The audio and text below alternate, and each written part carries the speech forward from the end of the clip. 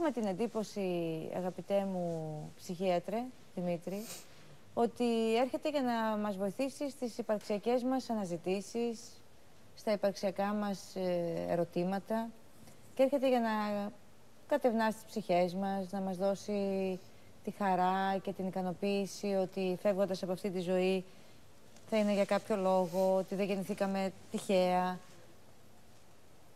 Είναι, όμως η κάθε θρησκεία έχει το δικό της θέμα. Έτσι είναι. Κάθε θρησκεία έχει τα δικά της, τις δικές της αξίες και τους δικούς της κανόνες. Παρ' όλα αυτά θα μου επιτρέψετε μια παρατήρηση στην ιστορία της Αλεξάνδρας, για να μην υπεργενικεύσουμε απαραίτητος. Ξέρετε, άντρες που μπορεί να είναι κακοποιητικοί στο γάμο τους μπορεί να υπάρξουν σε οποιαδήποτε θρησκεία. Επομένως, έχουμε δει και χριστιανούς να είναι απαράδεκτοι σύζυγοι και να έχουν βίαιες συμπεριφορές. Δεν το χρεώνουμε στο θρησκευμά του, αλλήμωνο. Δυστυχώς, ακριβώς το πρόβλημα που παρουσιάζεται στην προσπάθειά μας να κατανοήσουμε τη διαφορετικότητα μιας άλλης θρησκείας, ενός άλλου πολιτισμού, είναι και εκείνο το πρόβλημα ακριβώς που μας βάζει μπροστά στο μεγάλο ερώτημα και στην φοβερή απορία, γιατί οι άνθρωποι αυτοκτονούν, γίνονται βομβιστές αυτοκτονίας, για να διεκδικήσουν τι ακριβώς και τι είναι αυτό που φταίει. Πρέπει να σας πω καταρχήν ότι το Ισλάμ βγαίνει από τη λέξη σαλάμ, που σημαίνει ειρήνη. Το πρόβλημα της Δύσης είναι ότι δυσκολευόμαστε με τις δικές μας πολιτιστικές, θρησκευτικές και άλλες καταβολές κοινωνικές να κατανοήσουμε πλήρως έναν σοβαρό πολιτισμό και μια πολύ σημαντική θρησκεία όπως είναι η θρησκεία του Ισλάμ. Και ίσως δεν έχουμε και αρκετό σεβασμό όσο πρέπει να σας πω στη Δύση. Η εύκολη εξήγηση που μπορεί να δώσει κανείς για τους βομβιστές αυτοκτονίας είναι ότι είτε πάσχουν με κάποια παραφροσύνη, οπότε και εμείς ψυχίατροι αποκτούμε ένα λόγο για να μιλήσουμε, είτε είναι ένα θέμα εγγενούς νοοτροπίας στη φύση τους και στον πολιτισμό τους.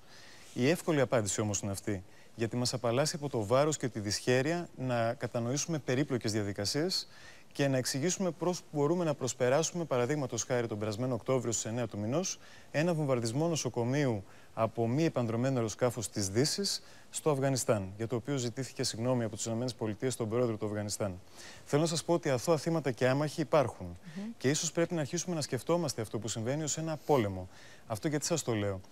Αν σκεφτούμε το πρώτο που σας είπα, είναι παραφροσύνη. Ο βομβιστής που θα κάνει επίθεση με αυτοκτονία.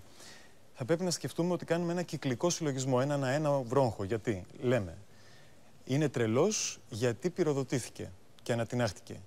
Γιατί είναι τρελός, επειδή πυροδοτήθηκε και ανατινάχτηκε. Γιατί ανατινάχτηκε, γιατί είναι τρελός. Δεν καταλήγει πουθενά, δεν βρίσκουμε απάντηση σε αυτό. Για να μπορέσουμε να μιλήσουμε για την παραφροσύνη. Καταλήγει σε πολλούς νεκρούς και σε πολλά θύματα. Ναι, εννοώ ως προς την εξήγηση την ψυχική. Ναι. Για να μπορέσουμε εμείς να ελέγξουμε, εάν πρόκειται για παραφροσύνη, οφείλουμε να τσεκάρουμε τα ευρύτερα πλαίσια, τις παραμέτρους που υπάρχουν πριν από το συμβάν, για να δούμε αν ο άνθρωπος αυτός έπασχε πράγματι ή όχι. Μα δεν νομίζω ότι το έχει χρώσει κανείς σε ψυχιατρικές... Έχετε δίκιο, λοιπόν. Η μελέτη που έχει γίνει δείχνει... Αυτό που έχει νόημα και θα ήθελα πραγματικά να μάθω από εσάς, είναι η θρησκεία. Που η θρησκεία έρχεται στον άνθρωπο για να δώσει ικανοποίηση στην ψυχή του και να του δώσει αγάπη και ηρεμία. Αποτελεί και το λόγο για τον οποίο με τον οποίο κάποιος μεγαλώνει και γίνεται φωνιάς, δολοφόνος τόσο του εαυτού τόσο και άλλων ανθρώπων. Ναι. Και αυτό το συναντάμε στη συγκεκριμένη θρησκεία. Προσπαθώ να σας πω, είσαστε σίγουροι, προσπαθώ να σας πω ότι εκτός από τη θρησκεία υπάρχουν και άλλοι παράγοντες, αλλά ελάτε να συζητήσουμε γι' αυτό. Πολύ εύκολα μπορούμε να θεωρήσουμε ότι κατέχουμε την απόλυτη αλήθεια, την καθολικότητα της πίστης, τη μία και μοναδική αληθινή πίστη. Και εμείς το λέμε, χριστιανοί, ξέρετε. Και εμείς έχουμε μάρτυρες στο παρελθόν, τους οποίους αγιοποιήσαμε στην πορεία. Και αίμα έχει χυθεί στο όνομα του χριστιανισμού. Και βέβαια. Εγώ λοιπόν θα πρότεινα να αναζητήσουμε την αιτία κάπου αλλού. Στην γοητεία της ανθρώπινης φύσης από τη βία. Και επιτρέψτε μου να σας πω δύο πράγματα γι' αυτό.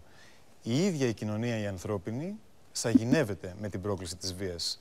Εάν πάτε πίσω στο παρελθόν, θα βρείτε τον Αχιλλέα να σέρνει το πτώμα του Έκτορα με το άρμα του στην Ιλιάδα του Ομήρου. Σαφώς η βία είναι εγωιτευτική και αποτελεί και πώς το λένε, σημαντικό πάντα λόγο για ταινίες και για μυθοπλασίες οι οποίες είναι πάρα πολύ ενδιαφέρουσες στους ανθρώπους. Η βία γενικώς είναι εγωιτευτική. Είναι εγωιτευτική. Αλλά όταν συμβαίνει στους άλλους, όταν συμβαίνει σε εμάς, νομίζω δεν είναι. Εδώ ακριβώς εγκλωβιζόμαστε λοιπόν σε κάτι που εμείς οι ψυχίατροι και οι ψυχολόγοι ονομάζουμε η ασυμμετρία του παρατηρητή και του πράττοντος. Τι σημαίνει?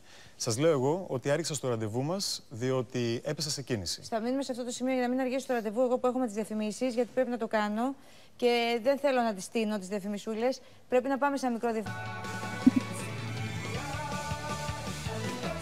Είμαστε πάλι εδώ, τηλεθεατές μου, και το λόγο έχει ο Δημήτρης Παπαδημητριάδης, ψυχίατρος ψυχοθεραπευτής.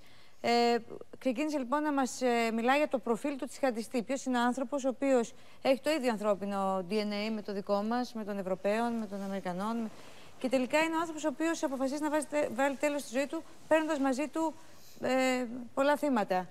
Μην ξεχνάμε το διαγωνισμό, τα 15 λεπτάκια πάνω, γιατί ξέχασα να σας το πω για το πετοχίλιαρο. Για πείτε μας. Γρήγορα λοιπόν θα σας πω ότι όλες οι μελέτες δείχνουν ότι δεν υπάρχει ψυχοπαθολογία. Κάθε προσπάθεια να περιγράψουμε ψυχικά το προφίλ του τζιχαντιστή έχει πέσει και αποτύχει παταγωδός από την επιστήμη τη δική μας. Γιατί? Είναι άνθρωποι που τουναντίον έχουν ψυχική σταθερότητα για να μπορούν να αντέξουν την πίεση και να φέρουν σε πέρα στην αποστολή.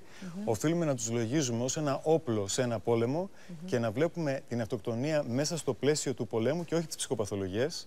Είναι λοιπόν άνθρωποι οι οποίοι είναι το ψυχολογικό ισοδύναμο του άντρα των ειδικών δυνάμεων, ο οποίος θα εκτελέσει μια αποστολή ακριβώς διότι έχει δώσει όρκο και πιστεύει πάρα πολύ στις αξίες. Τι σημαίνει πώς μπορεί να παρέμβει στον ανθρώπινο εγκέφαλο όλη αυτή η τάση από το περιβάλλον, από την παιδική ίσως ηλικία και ο όρκος αυτός να σημαίνει ότι δίνεις και τέλος στη ζωή σου και αυτό λοιπόν που συμβαίνει στην περίπτωση των βομβιστών αυτοκτονίας είναι ότι έχουν αντικαταστήσει την ατομική τους ταυτότητα, η οποία έχει πληγωθεί πάρα πολύ από τη Δύση, όπως οι ίδιοι θεωρούν και ίσως έχουν δίκιο.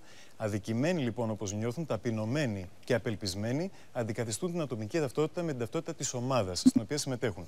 Έτσι έχουν χρέος. Λοιπόν. Βεβαίως. Έχουν χρέος απέναντι στην ομάδα. Έχουν κοινωνικό συμβόλαιο με την ομάδα να εκτελέσουν την αποστολή τους. Και εδώ έχει σημασία για το πώς επιλέγονται λοιπόν οι τζιχαντιστές. Οι άνθρωποι που είναι βομβιστές αυτοκτονίας επιλέγονται με κριτήρια. Πρέπει να είναι πάνω από 18, δεν πρέπει να είναι η μοναδική μισθωτή στην οικογένειά τους, ώστε να υπάρχει κάποιος που υποστηρίζει την οικογένεια όταν οι ίδιοι θα φύγουν. Είναι άνθρωποι οι οποίοι δεν έχουν τάσεις αυτοκτονίας, τουναντίον φαίνονται ψυχικά υγιείς, ευγενικοί, σταθεροί, σοβαροί και μορφωμένοι, πάρα πολύ προσιλωμένοι στο σκοπό όμως. Και αν θέλετε και στην εθνικιστική διάθεση να εκδικηθούν την αδικία της Δύσης. Φαντάζομαι με αυτόν τον τρόπο, γιατί θέλει αρκετά χρόνια πνευματικής Έτσι πιστεύαμε, αλλά ξέρετε ποια είναι η πραγματικότητα. Πλέον έχουμε μιμητές των μαρτύρων του Ισλάμ με τον εξής τρόπο. Εμείς το ονομάζουμε το φαινόμενο του βέρθερου. Θα σας το εξηγήσω αν θέλετε σε μια άλλη εκπομπή. Αυτό που συμβαίνει όμως είναι ότι όταν μια αυτοκτονία παρουσιάζεται ως μαρτυρία για τον Θεό, σε οποιαδήποτε θρησκεία, και αποκτάει μια διάσταση, όχι απλώς απενοχοποιείται, δημιουργεί σε έναν ευαίσθητο και ευάλωτο άνθρωπο την δυνατότητα να πράξει και εκείνος το ίδιο. Μάλιστα. Επομένως, έχει σημασία να γνωρίζουμε και να κρατήσουν οι τηλεθεατές μας αυτό. Είναι όπλα σε έναν πόλεμο. Η Δύση δεν το βλέπει ως πόλεμο και το βλέπει ως τρομοκρατία. Και αυτό είναι ένα μεγάλο σφάλμα, θα μου επιτρέψετε να σας πω, από τη δική μου τη σφαίρα τουλάχιστον. Διότι, αν εξαιρέσουμε αυτό που λέμε για την εσωτερική δική μας κατανάλωση, να κατευνάσουμε το θυμό και τα συναισθήματα οργής που νιώθουμε από τέτοιες πράξεις. Νομίζω ότι θα έχουμε το χρόνο σε επόμενες εκπομπές. Μόνο αυτό το τελευταίο θα σας πω και θα τελειώσω. Γιατί θέλουμε το χρόνο για να την κάνουμε την κουβέντα. Ερωτήθηκε ο Νόαμ Τσόμσκι. Πώς μπορούμε να σταματήσουμε την τρομοκρατία εντός εισαγωγικών. Και αυτό που απάντησε είναι με το να μη συμμετέχουμε πλέον σε αυτήν. Να βάλουμε δηλαδή στις κάνες του εχθρού τριαντάφυλλα. Και αυτή νομίζω ότι είναι η σωστή αντιμετώπιση που θα πρέπει να έχει και η Δύση και εμείς, ο καθένας από εμάς, απέναντι σε αυτά. Μην βλέπουμε μονόπλευρα τα πράγματα. Ναι, απ' την άλλη αυτό έχει και απαντήσεις πολλές, έτσι, και άλλα σενάρια ανθρώπων. Θα ήθελα σε αυτό το σημείο η κυρία Παναγωγή